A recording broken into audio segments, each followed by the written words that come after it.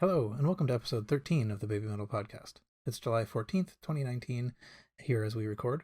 The podcast is a place where we gather on alternate weeks to discuss news and thoughts on the past and future projects of Baby Metal. We invite you to join us, whether you're a longtime fan or have only just arrived. I am Paul, and I am joined by Kevin. Hello. And Garrett. Hello. So, we're coming off the previous podcast episode where, we dealt with the big news dump in a hour and a half long episode, and here's the second half of it.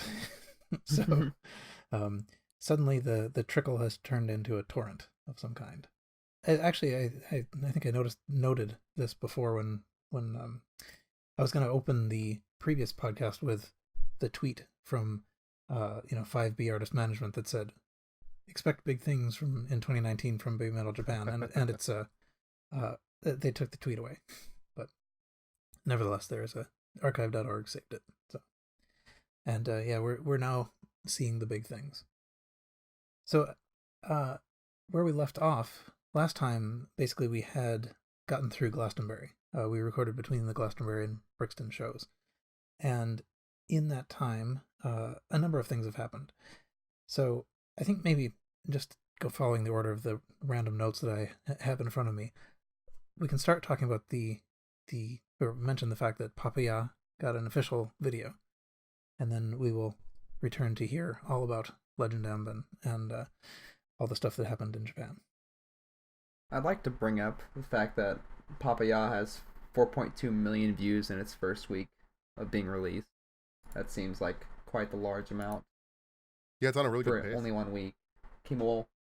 Whoa, I think YouTube lied to me. It came out July 1st, never mind. 14 days, 2 weeks. Yeah, it's pretty amazing. I mean, they've got the entire nation of Thailand, watching it. But... Yeah. Pretty much. Go ahead. I was just gonna say that it's incredible how big of a turnaround has happened ever since it first came out. Since they're introducing F-Hero as a feature, how I feel like the vast majority of the community pulled a 180 from disliking it to loving it. At least me anyway. I liked it when it came out, and now it's probably one of my favorites so far.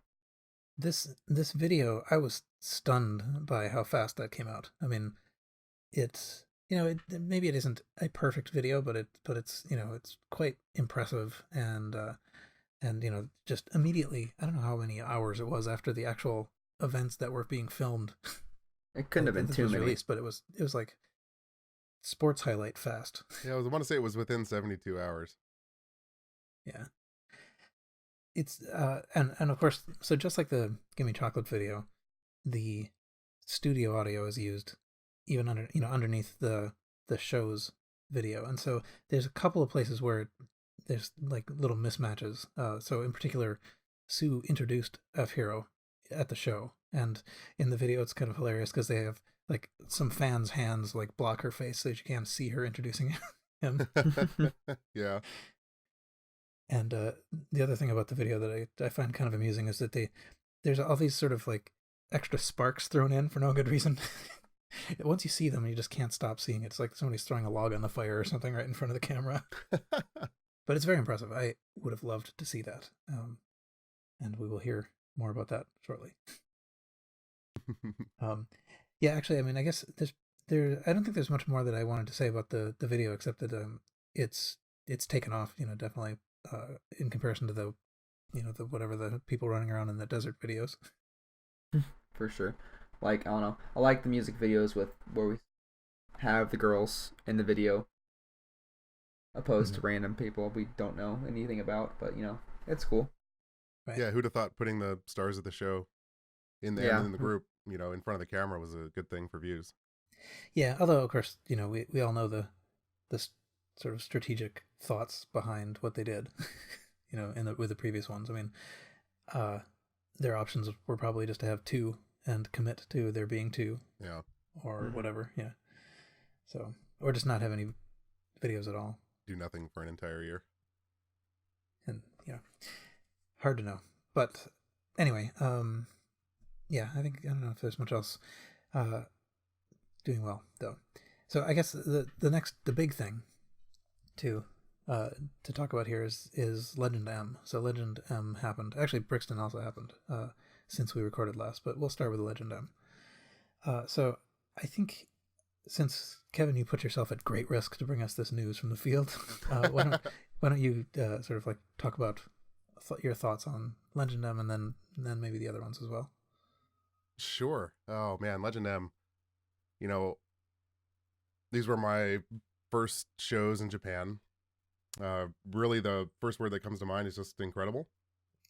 You know, from waiting before the show starts with all mates from all over the world, all the Japanese mates, to the anticipation of going into the venue and waiting in the orderly fashion in which Japanese shows are conducted compared to the U.S. It's just an incredible experience. I'm not ashamed to say it's a little overwhelming. It's one of those things, I don't know if anybody else has felt this way, but when I first got into this group, you know, it was through videos online. It was like the Road to Resistance video online, and you look at their live performances in Japan, and you're like, oh my God, this is incredible. This crowd is insane. And my first thought was, I really want to experience this. You know, so to finally be there and kind of realize that dream from really my first day of fandom, you know, I'll be honest, it was a little emotional. It was pretty surreal. It was incredible. I could only imagine. Yeah. You know, and just to say, if you ever get a chance to do it, everybody needs to do it.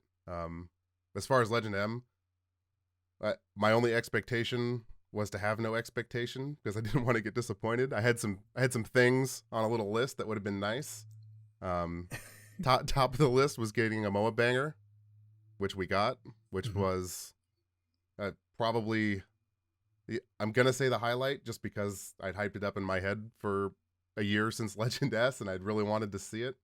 But when they debuted a new song and MOA was on stage by herself with a guitar, started the duet, started playing, it was just surreal.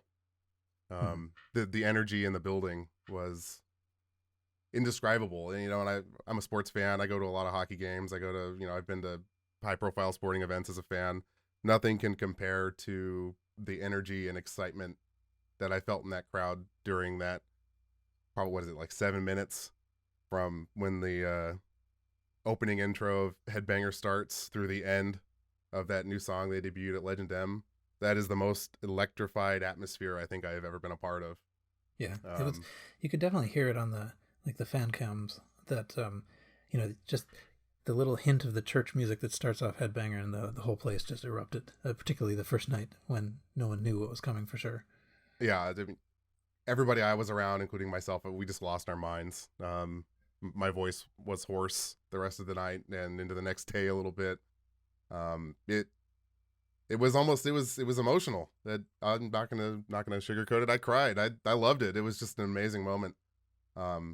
It's so strange to feel that way over something I'm not really involved with, right? I'm just a fan of this. But you know, I could feel just the pride and excitement and everybody pushing their energy towards the stage when Sue handed off the microphone. It was just an incredible moment, and I will never forget that. And she got to sing. MOA got to sing quite a lot, actually. I mean, like an entire verse, and it sounded good from over here. Yeah, she sang the whole second half of the song. Pretty much carbon copy of what they did when they turned 15 in their European tour several years ago. If you remember those fan cams. Oh yeah. Carbon copy. You know, right in the middle, kind of the break in the song when everybody starts bowing and worshiping, Sue hands over the microphone, you know, very ritualistically, and she sung the rest of the song, and she sounded incredible. You know, she sounded like somebody who should be a singer. You know, it didn't sound like a kid dancer trying. It sounded polished, practiced, and professional, and it was really impressive. And I'm sure it was an incredible moment for her. It was an incredible moment being there and experiencing that. And you know, like I've said, the energy was surreal, indescribable. Yeah, and it does. I mean, that does really sort of make it seem like we might well hear more from her now. You know, now that we know that she can sing well. I certainly hope so. You know, she's got the talent. She's always had the talent. You can look back at her catalog of SG performances and baby metal. And you can tell she's been working at it. Not only has she been hitting the gym, which is pretty obvious from the photos, but she's been either taking vocal lessons or just practicing. Yeah, she sounds polished and she sounds good. She doesn't have the strength and power that Sue does, and that's something you're just born with. She's born to be that, front woman. But she's got chops and she can hold her own. And I really hope we get more of that on the album coming out later this year. Mm-hmm.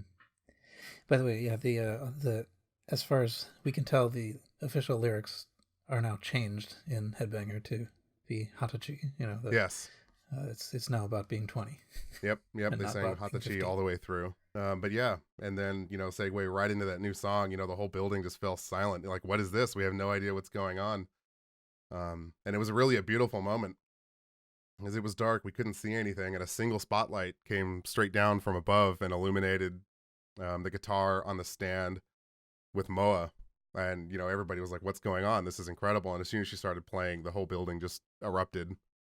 Another super emotional moment. There'd been a lot of speculation going into this once they showed the merchandise for the show, because she has a set of the pics, right, that depict all the different episodes of Baby Metal, and then the last ones are her signature. So there was a lot of speculation going into this that she might play guitar now. Who knows? And we were just kind of joking, kind of leading up to Legend M. Oh, she's gonna play guitar, blah blah blah. And then to see it actually happen, our everybody's minds just kind of collectively exploded. And once we were kind of over the shock, again, the support from the crowd and was just awe-inspiring. Then Sue walks up on stage and they have just a beautiful duet. Mm-hmm. And it really is a duet. Moa does sing in this song. It's not a lot. It's like the other songs she sings in. She has a presence, but it's a performance duet. Yeah, that is definitely true. Yeah, they're clearly performing to each other around and with this guitar, and it's a really beautiful moment. The song reminds me of The One. And some people were saying, I don't know if you remember from the tour last year, the outro video, the lore video, had a kind of an orchestral backing track to that. And a lot of people were saying that it reminded them of that orchestral backing track from that lore video last year. Yeah, there is a significant chunk that is it. Like she sings the melody from the closing lore. Okay. Yeah, I hadn't had a chance to check any of that stuff out yet. I'm still kind of trying to gather myself from the trip. I actually thought that was kind of a neat thing. So maybe we can mix things up a little bit. But so this new song, I'm not sure what system is doing the copyright striking. I think it might be YouTube, but it gets copyright struck as Shine. So that's what people have started calling it. But yeah, so it has the same kind of feel as The One, and I my own hypothesis is that it's likely to start being the closing song. In fact, I think it's going to be the last song on the album. I've now made that prediction. But that would be a good place for it. I don't know if it could be a replacement or in place of something like The One, because what it lacks and what The One has is audience participation. I think that's a really important kind of staple of Baby Metal concerts. And there's just no opportunity for that in this song, in my opinion. I had not considered about it. So I still think it fits nicely as the end of the album, but it does, maybe absolutely. Not the end of the shows. But yeah, so it's interesting in that it's kind of like it's in three. It's like a waltz. I think I refer to it as a lore waltz. Yeah. But, yeah. But it's got a very mature sound, and waltz is it is a waltz. It sounds like a waltz, and the choreography is a bit of a waltz. Yeah, and it is, the whole presentation of it is much, much more sort of grown up. Yes. So. Yeah, it's their most mature song on stage, I think, by a huge margin. Yeah, that was exciting. That was we kept getting new songs throughout. Yeah. this stuff. One thing I was wondering about. So you yourself witnessed this thing that happened at the beginning, where the Galaxy Arc gave way to this lit sort of LED butterfly thing. Yep. Could you describe that? Because it was a little hard to see in Sure. the videos. So it was at both shows at Yokohama. The Galaxy Arc thing is just a sheet. The sheet drops, revealing. It looks like a foldable LED screen. It looks like LED panels sewn into sheet so that it can flex and move, and it's actuated, and it flies backstage playing videos throughout the history of baby metal. Really, at Yokohama, as far back as Legend 99, I think is one of the videos I saw, all the way until it turned into the full logo and then ascended into the ceiling. At Legend M, however, and I think this is more evidence that Yokohama was supposed to be Legend Y at one time. When this thing dropped and was lifted into the sky, it played videos, highlights of Moa, and she was on the other side of it flying it. She had I was her going to arm. ask about that. Yeah, she had her arms out and was she looked like an angel just flying down the stage with highlights of her career basically in baby metal playing behind her. It was really pretty magical. Yeah, that's pretty wild. I was trying to figure out how people knew that it was her, but she was on the big screens, right? Before actually sort of taking off, like you could see her on the thing or not. Yeah, so they showed her on the screens in the venue, because it was kind of weird. So the screen was facing the audience and was flying backstage. So she was on the other side of it. She was not facing the majority of the crowd. I didn't see it. I didn't even realize it had happened the very first night of Legend M because I didn't have an angle on it. And I was watching what was going on. I wasn't even watching the big screens. And then I was talking to somebody afterwards and they had a picture of it. And I was like, oh my God, I didn't even see that. Fortunately, the second night I had a better angle on it. I was side stage behind the Super Mosh pit. And I could actually see her up there being illuminated. She had a spotlight on her, and you could see her, and it was really a beautiful moment. Cool. Yeah, I'm sure that would be fun to do. Yeah, it's going to look great on the DVD when that comes out. Yeah. I hope it's not a DVD, but yeah. Well, I'm sure it'll be a Blu-ray. I'm not. Well, they keep saying DVD instead of Blu-ray. Well, I think it's synonymous in Japan. Really? Hope so. Oh, I hope so. But anyway, yeah. All right. I don't know if there's much else that we wanted to say about Legend M, but it lived up to our expectations. I think it did what we wanted. It did. I think the venue could have been a little bit better, but I don't know that there's anything better in Nagoya, or at least available and better in Nagoya. We were it was basically a big convention hall. So it was all flat, no tiers, no seats. So if you had a really high ticket number, your view was pretty obstructed and you were basically just watching the giant screens. You couldn't really see a whole lot from the way back. I was really lucky that I had places where I could see pretty well both nights, but there was a lot of people who really couldn't see. So from the things that could have been improved, the venue could have been a little bit better. And it was out in the middle of nowhere. It was next to Legoland Japan, which this and Port Messe were the only things out there in the middle of this harbor, basically. It was a 30-minute train ride from downtown Nagoya. Excellent. Yeah, I wonder, like, it sounds like it's possible that having a really bad number at the venue might make it worse than going to a live viewing, which they also had. Yeah. So, I actually didn't hear very much about the live viewings. There were a couple of things, people showed the little merch that they got, the ticket holders and stuff, but I think there was I think somebody snuck video out of one of them too. I think I saw that. I think you're right. So again, Legend M split across the two Avengers. So we had Rio Night 1 and Kano Night 2. Yes. And I don't actually know who the Kami band were. Anyone know off the top of their head? Yeah, it was Omura, Bo, Hideki, and Lita. Excellent. Yeah, I hope those masks are not.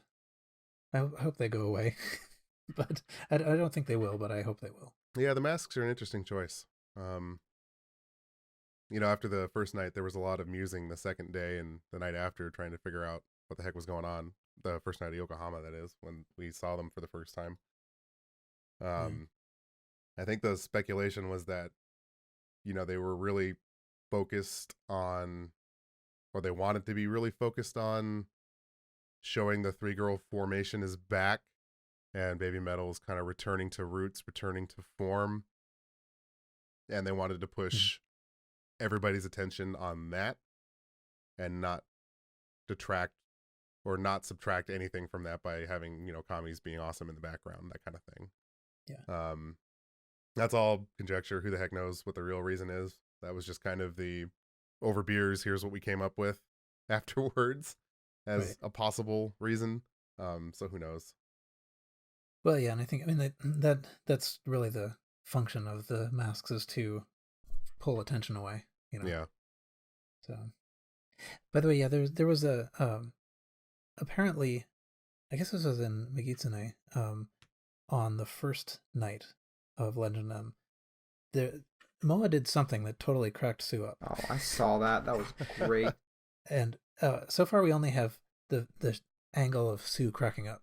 And if anybody listening to this has the other angle of what she did, what Moa did, I would love to see that. Yeah. The most genuine laugh I think I've ever seen. And I have no idea. I was not on that side of her. There's got to be somebody out there who saw it who can at least describe. That was night 1 too, and they definitely filmed the second night. I would not expect to see that later. Right. All right. Let's see. So I think another thing that I wanted to mention, since we were talking about the copyright striking on Shine, which gave us that name, so there's, I think it was right before, when was it? I forget exactly when it was, but it was right before the one in the Yokohama shows. There was this movie, which is basically, it's a very bizarre movie, but it sounds like what Sue is saying. We were talking about this, I guess, a little bit earlier, but what Sue is saying is something sort of like mimicking an airline pilot, preparing you to go, like, please fasten your neck brace before headbang. Yep. And but that actually gets copyright struck on its own, which I think is an interesting fact. It makes it sound like whatever the algorithm is, it thinks this is a song. So, well, there's a lot of it. The thing is like 60 seconds long. Mm-hmm. And they played it all 4 nights in Japan. Yeah, it serves a function as, letting them get dressed or whatever for the one or whatever, like it is a little break in the show. But it also does sound to me like it would fit fairly well as like track 0 on the upcoming album. Yeah, it might. Like it's not exactly an opening song, but it really sort of like sets up the opening song. There could be more of it too. Who knows? Yeah, I mean, it pretty much says, like, I forget, I don't have the words right in front of me, but it's pretty much like, we're going off in the metal galaxy, wear your neck brace. This is the spirit of BABYMETAL. Yep. And it really just seems like that, the next thing after that should be launching into some like heavy song. Yeah, that would be cool. So that one copyright strikes as something. It says Kasao metal, which I think probably is like a name, actually, not like I don't think I'm going to take that as the actual name of this song. It's probably just like the person's name who made it. But that's it. That's all I had to say about that. Yeah, we'll see. It sounds kind of cool though, and it is kind of comparable in a way to From Dusk Till Dawn in the kind of like ethereal electronic arena. It's not unheard of for them to do something like this. Yeah, it's definitely got a similar sound. The next thing I had on my little list was basically any other comments about the new stuff. So we have the new songs that we have are Arcadia.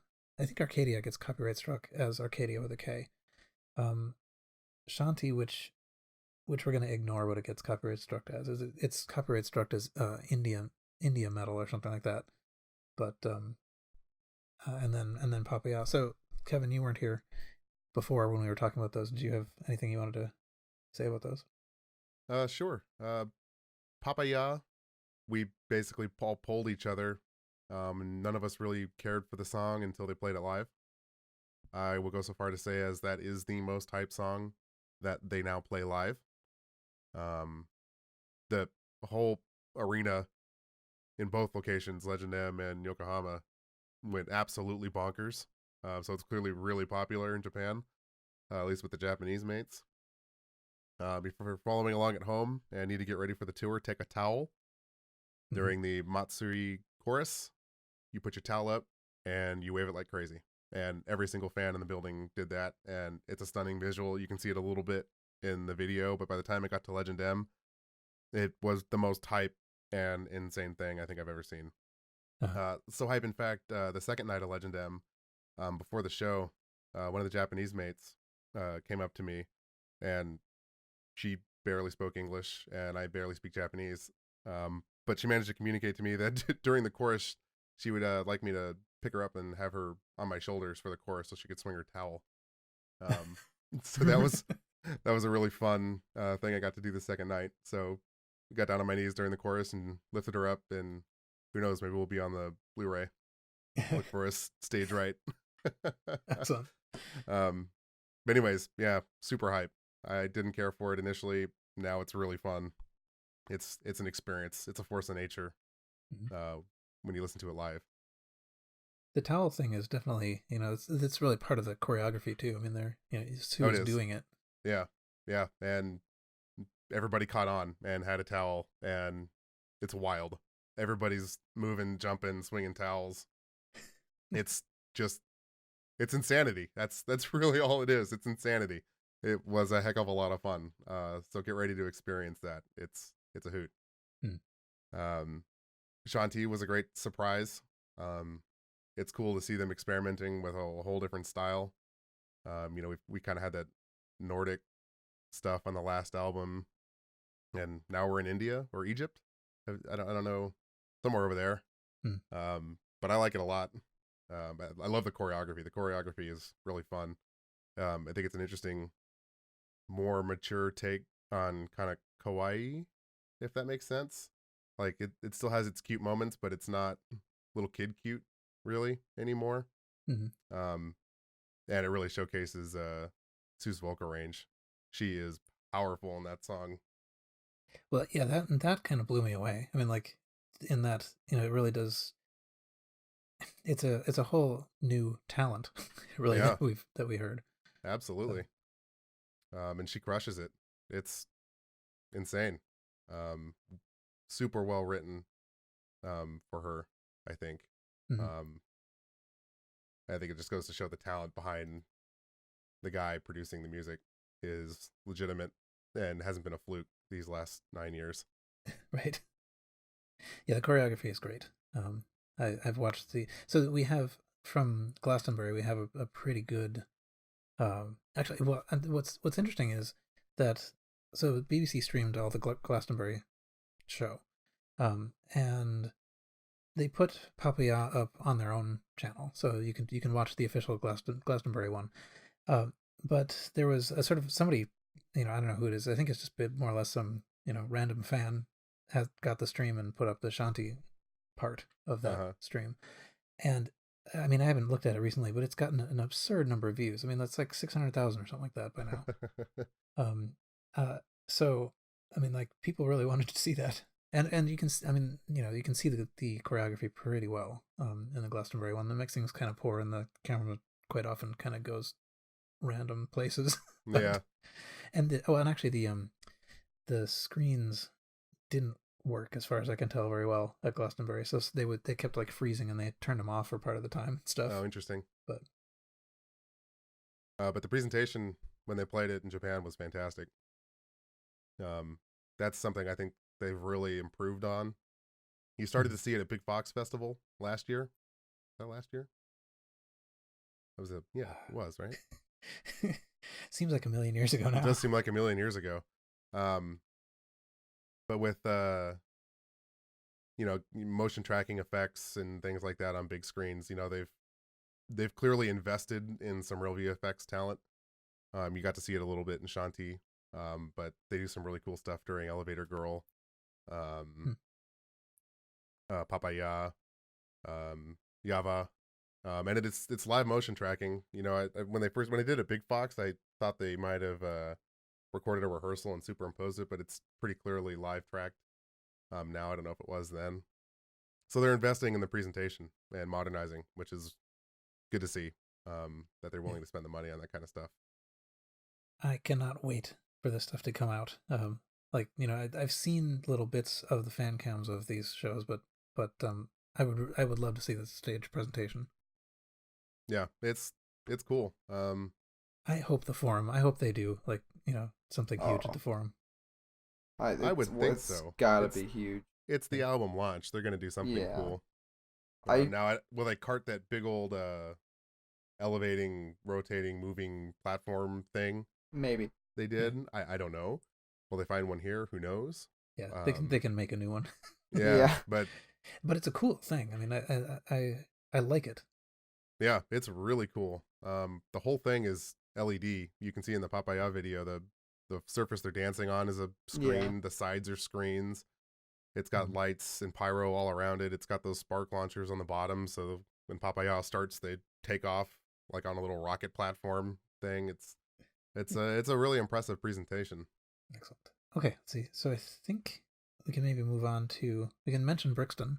I feel like, you know, kind of Brixton would be a big deal, except that it's in amongst all this other stuff, you know, same with most of these things. But I think the people who went were very happy about it. The Chosen One #1 did a video log about it. I think she got there, I forget now what it was, like 30 hours in advance or something. Oh my gosh. Jeez. But so that's kind of fun. I actually haven't watched the whole thing through, but that's pretty cool. Yeah, it was Callie. Yeah, I don't know if I could do 30 hours. Yeah, but she showed she had to, and I think Lily Metal was #2. She was #1. And they showed their little, you know, hands with their numbers on them. Yeah, I got to say, of the things I appreciated the most going to shows in Japan, I think not having to wait an absurd number of hours to get a good spot was probably #1 on that list. Yeah.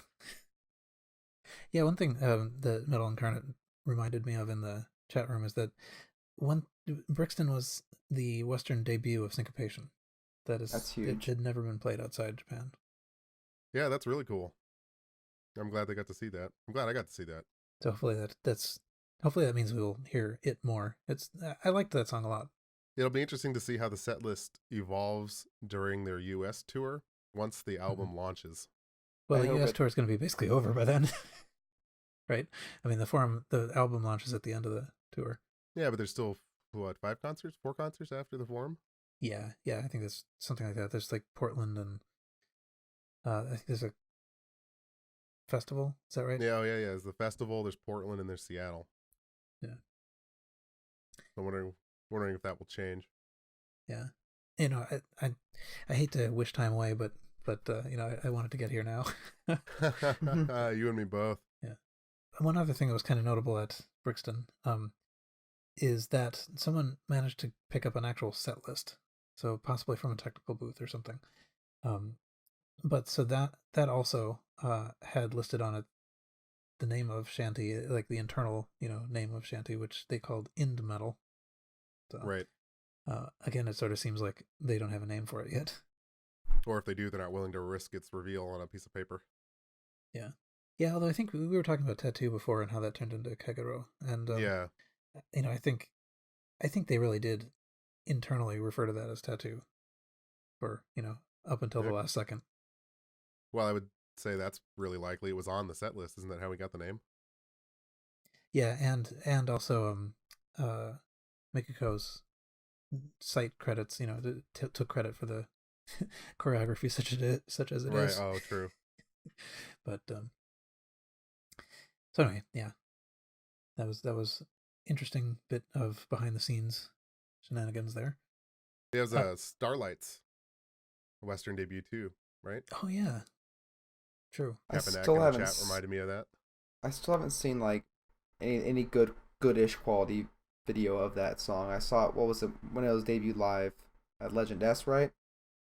Dark Knight Carnival. No. Dark Knight Carnival. Yeah. I think I saw like a few seconds of really grainy cell phone footage, but that's all I've seen. I know nothing about the choreography of that song. Well, it exists on Blu-ray. I think we're still in the moratorium or whatever you call that of the period where you can't, no one can post it yet on the things subject to the Reddit rules. But yeah, but it's the Blu-rays are out. I'm gonna have to invest in Dark Knight Carnival and Legend M. Yeah, the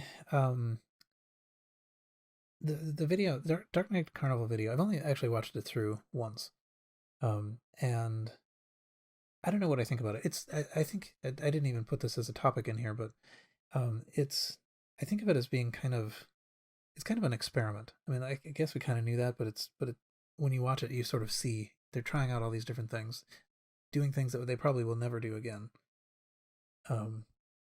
And so I'm not sure that I will watch it a lot, but I'm kind of glad that I got a chance to see it. Yeah. Anyway, so I would recommend watching it. I'm not sure that I would, maybe that should be the last one you buy. But, oh yeah, Moa's birthday.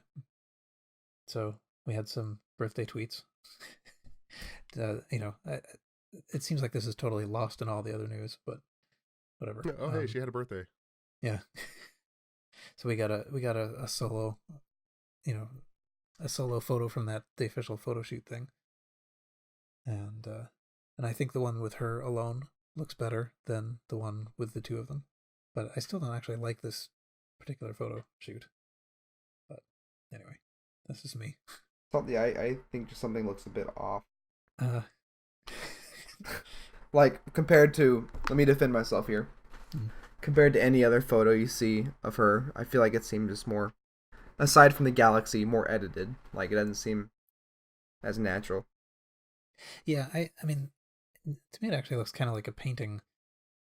It's almost like it's almost like it hits that uncanny valley kind of area where it's not quite a photo.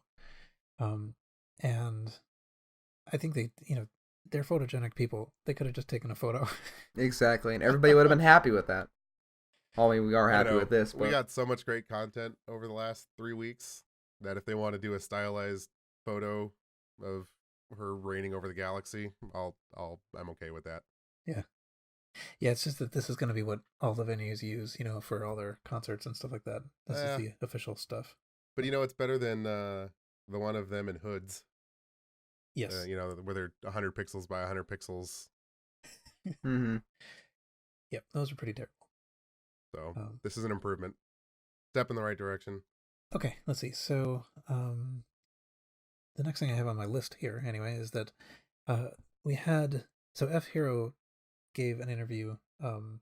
Actually, I think he gave a couple of interviews. I kind of lost track of this, but there are Remy Ratio has done some translating of the Thai on the subreddit, and so there's you can read kind of his story about this, and it largely tracks what we talked about last time too. About how he got approached by Koba and suspiciously Googled him and so forth, and but it is really kind of neat to hear all of this and to hear the stuff. I guess we talked about this last time about how he really had kind of like a self-confidence crisis there for a little bit, right at the end, and then it seems like everything is kind of turned around, and at this point, it kind of feels like everybody loves him.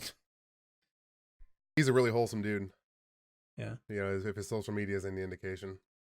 I still don't think his name or image is necessarily appropriate for BABYMETAL, and I think I'm always going to think that. But he seems like a nice enough dude and a good human being, and clearly, musically meshed well. Another good decision by Koba. So,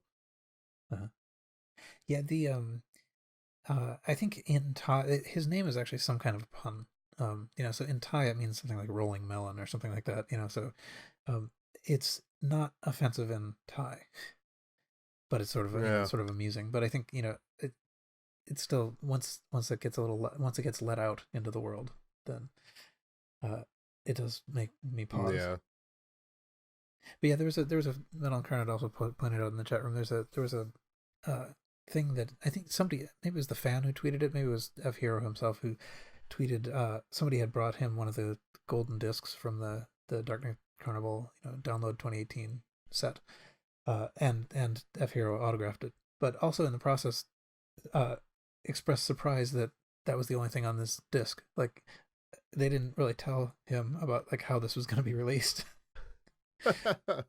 What a weird team this is. Strange. But yeah, so I think my impression is that the people in Thailand who knew F Hero to love this, and even if they didn't, just the fact that this is a Thai singer singing in Thai, out in the general world, sort of treated with respect, is a big thing. I think a lot of people are quite proud of this. Seems like it. The comments on the video on the YouTube channel, there's a lot of Thai people that are chiming in, proud of it. Mm-hmm. Yeah, I guess here's the actual text of the tweet. Said he was surprised when I told him this gold disc has only the Papaya song on it. Oh well. And actually, there was another magazine. I think I don't know if it was out when we recorded last time. I think it maybe wasn't. But this Anan magazine had an interview, and we have a translation of that as well. Now courtesy of Lenzer, who has been recently doing a lot of translating. And that's I don't know if did you guys have a chance to read it at all? I did. What did you think? I want to go have a beer in Germany. Yeah. That's what I think. Coming soon to a pub near you, Germany. Watch out. Moa Metal, Sue Metal. European beer tour. It is so somewhere in here there's a line. Yeah, here it is. So they're talking to Moan, whatever, and then it says, but then unexpectedly this faithful young woman starts talking about her love of food. Unexpected to none of us. but that's about where she says, and now that I'll be 20, I talked with Sue Metal a lot about how I want to go try a beer with her. Yeah, they did say specifically that she wants to go to Germany again for this reason. That's funny. Yeah, it's an interesting photo shoot. There's something I haven't quite figured out what it is about Sue's hair, but there's something odd about what they did with her hair there. You're not used to seeing her without antenna. The things that comes down in front of her ears. Antenna is the only way I could think of just how to describe it, but yeah, I noticed that. Yeah, I wonder if that's it. I don't think that's all of it, but there's Well, it's anyway, whatever. pretty much the same hairstyle without the antenna. Yeah, no, I mean maybe the bangs are a little more full. It is missing, but I sort of feel like there's something else unusual about it. But since I'm unable to actually express it, I think I'll leave it. And I have 2 copies of this magazine sitting at Tenso, waiting to get to me. But all right, I actually ran out of topics. Is there anything else that either of you wanted to get in here? I would like to state that my opinion on Shanty, as previously stated, that I didn't really care for it all that much, has kind of changed a little bit. I like it more than I did. But I forgot about that. It worries me that I've only ever seen it live at Glastonbury, right? And if that's it live, and I somewhat like it there, am I gonna like it on the album? Yeah. I have concerns, but obviously I'm gonna love it regardless. I'm gonna show it just as much love as all the other ones, but I think the album, yeah, I think what you really want to take as the ultimate rendition of this would be some pro shot audio. Live show. I feel like we can get better audio than we got from Glastonbury. I feel like it was mixed. Well, not at all, really, but yeah. And you saying that does remind me that I have also come around on Arcadia. I don't know. There was a point when suddenly it's like, oh yeah, actually I do kind of like this, and now I think mainly it's because I can predict it. Now that I understand the song. Arcadia is weird for me. And here's why. Mm-hmm. I I like it as a song. I think it fits the style. It's interesting. It's kind of got that Road to Resistance feel to it. What I haven't liked is it kind of, for me, lacks the impact of Baby Metal Death as an opener, and they were using it as an opener in Yokohama, Mhm. and it lacks the heart and soul of Road of Resistance or the one as a closer, which is where they Yeah. played it at Legend M. So for me, it was, I think I like this song. I just don't think they know how to use it yet. Yeah. It's possible that they just, they had what they sort of worked with what they had, I guess is what I'm trying to say. But Yeah. I mean, it's interesting though, because they chose to open with Road of Resistance at Legend M and close with Arcadia, which is opposite of what they did at Yokohama. right. Um, Now I don't know that they needed to do that. Maybe they didn't think they could close with Road of Resistance at the end after Headbanger and their new song. Mhm. I don't know, but after coming off a Headbanger and Shine into Arcadia was jarring. It was weird. Uh, Not only because the crowd doesn't really know what to do yet. There is no participation in the song. Um, and it doesn't end on a huge high like the one does or Road to Resistance does. Um, so it's like, and now the concert's over. yeah. Okay. Well, and in fact, they did the We Are thing in Road They of Resistance before the last song. they did.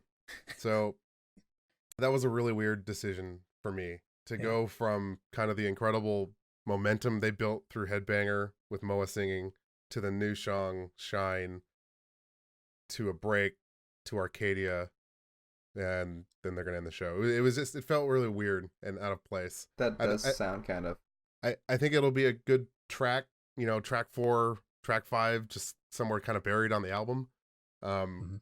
but where they're using it right now live, I didn't really like it in the spot it's in the set list. Yep. Yep. I think I agree with that.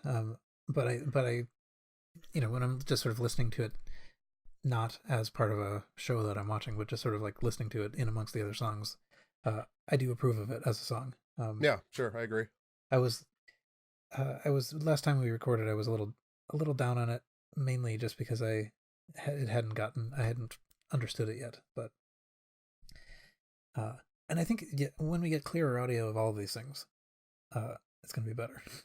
So I'm listening to a very muddy version of Arcadia, as good as it can be, but still. Yeah, it's interesting to hear your reservations because I've heard better audio of all of them. And I do like all the songs. I love Shanti. Papaya grew on me, and all I got to say is, even if the album version doesn't do it for you, the live version I can almost say certainly will. Yeah. Because nothing can beat this band in a live environment with a crowd and people moshing and going insane. Well, You're gonna attach memory to the song and you're just gonna love it out of yeah. nowhere. Well, and now that I know the song, I can't wait to hear it. You know, Sure. but but it was weird that it was weird to open Yokohama with this song nobody knew. Yeah, I was stunned. I was just standing there like, what is going on? This is new. Nobody around me knew what was going on, and then about halfway through it, everybody started going insane once the shock had kind of worn off. Mm-hmm. All right, let's see. So, amazingly, I think we actually have made it through the next pile of things. There, I think we are actually now at a point where there's going to be a little bit of a lull. So I think the next stuff is not for another month almost, right? So, well, beginning and middle of August, I think. So Yeah, Summer Sonic. yeah, and then the Super Slippa thing. Yep. So, and I don't actually expect there's going to be very much that happens there. That's sort of newsworthy. So there's, I mean, one thing that we don't know yet is who the third Avenger is going to be. But if it were me, I would not introduce this person at a festival. So I wouldn't think so, but you never know. they probably have 3 in the event that somebody can't make it, right? I think the odds of Kano traveling are pretty low. And if Riho gets sick or can't make it, you never know. That's the nature of the unknown masked dancer, right? Yeah. So, anyway, yeah, I think that is basically where we are. We've survived the torrential downpour of news. So maybe, in fact, maybe next time we'll get to talk about the Koba interviews. I've been trying to get those in here. Oh yeah. Because I still believe that they're interesting. And I'm actually hoping that we will get some new ones when the album's out. That'd be good. Hedoban has been very good about getting some really good, like long form interviews. So hopefully they'll do that again. I think, in fact, actually, it was Hedoban 10 maybe or something that Koba actually went through track by track on Metal Resistance and sort of talked about things about each song. And I would love to get that again. I want commentary on the shows again. Oh. That's what I want. That would be amazing. Oh, you mean like the ones from long ago this original videos? Yeah, when they watched their music videos and gave some commentary. Yeah, those were great. That was really fun. And it is kind of hilarious them talking about like the old days and nostalgia and stuff. When they're like, they're still just kids. Yeah. Looking back on being slightly younger kids. Uh-huh. Well, I think then I will close this down. So that's it for this episode. You can join us on the Baby Metal Podcast Discord to continue the conversation. Rating the podcast on whatever platform you listen on will help people find it, so please do that. We'll be back here in about 2 weeks, and we hope you'll join us. And until then, see you.